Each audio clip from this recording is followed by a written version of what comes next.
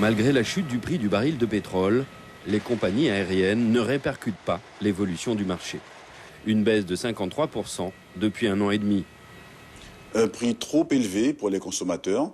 Et c'est la raison pour laquelle, après de nombreuses interpellations, j'ai souvent interpellé le gouvernement, le ministre des Transports et le PDG d'Air France. Je considère qu'aujourd'hui, il faut considérer que le prix du billet d'avion est un problème politique et ne doit plus être considéré comme un problème commercial parce que les compagnies aériennes ne sont pas philanthropes. La taxe du billet d'avion revient principalement aux compagnies aériennes. On paye effectivement des taxes sur un billet d'avion, sur un Cayenne, Paris-Cayenne, ça s'élève à 373 €. Sur ces 373 € qui sont destinés à diverses institutions, la Chambre de commerce touche 34,45 € dédiés au fonctionnement. La surcharge carburant qui s'élève à 284 € est perçue directement par la compagnie aérienne.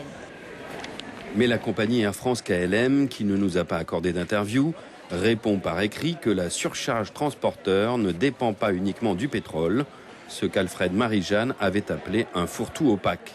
C'est tout simplement un dispositif économique qui permet à certaines compagnies aériennes d'anticiper sur l'évolution du prix du carburant.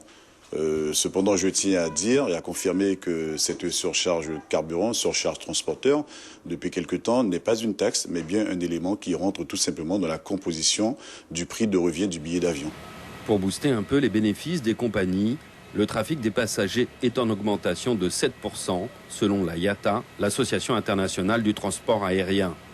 Selon la même source, en 2015, les compagnies devraient enregistrer une augmentation de leurs bénéfices de l'ordre de 25%.